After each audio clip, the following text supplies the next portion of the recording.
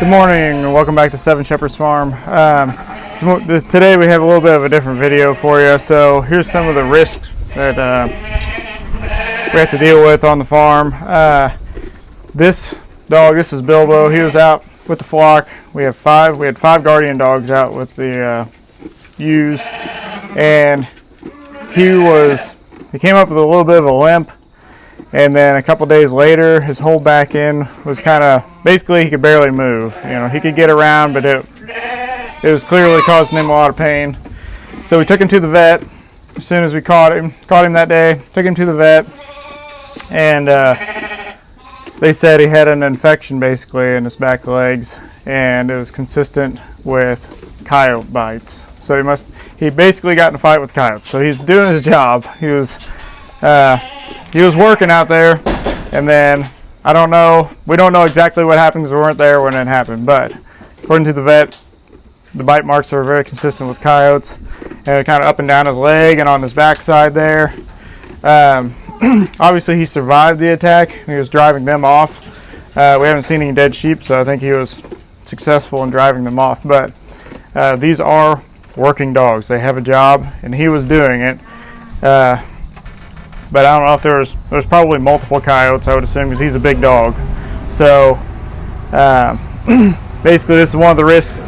You know, if you have a sheep flock, this is why we have guardian dogs. So as we probably wouldn't have a single sheep left on the farm.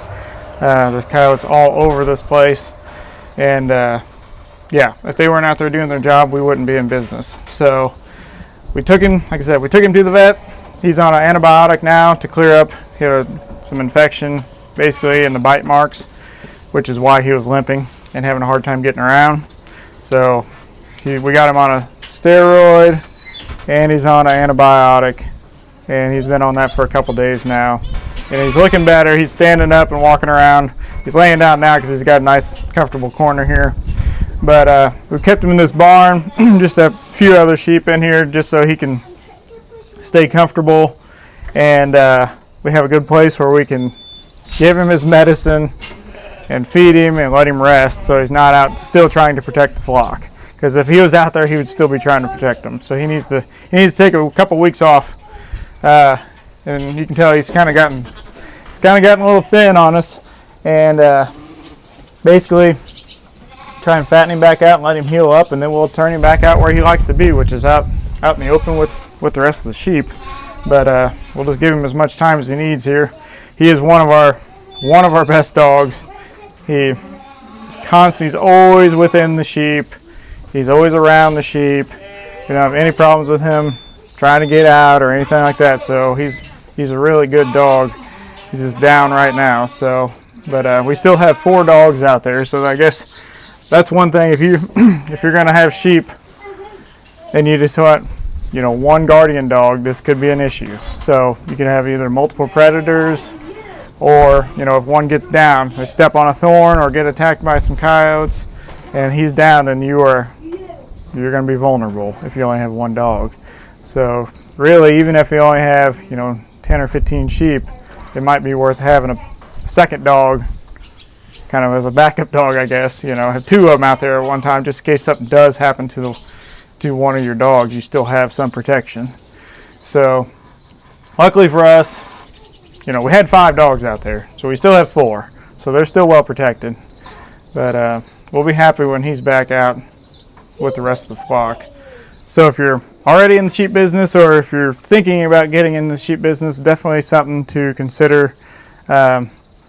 Is, yeah, when your sheep are out on pasture, they are going to be at risk of predator attacks. So you're going to have some kind of protection. Some people use donkeys and alpacas, and that's fine. If that works, great.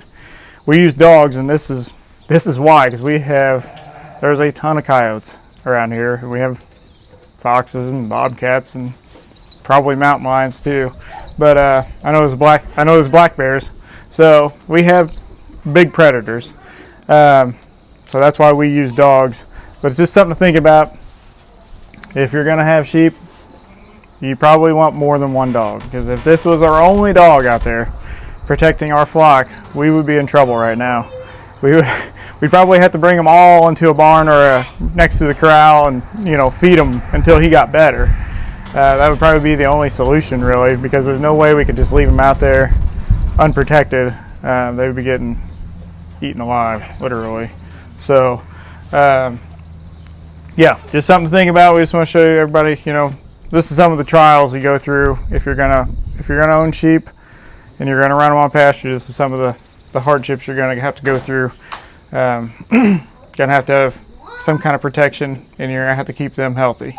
So this is also, if you've seen a previous video of ours, why we like to be able to catch our dogs. So this dog we can easily catch out in the field. So when we saw him limping, you know, we could just walk up to him, had a little bit of feed, and walked up to him, caught him, and just put him in a little kennel and hauled him to the vet.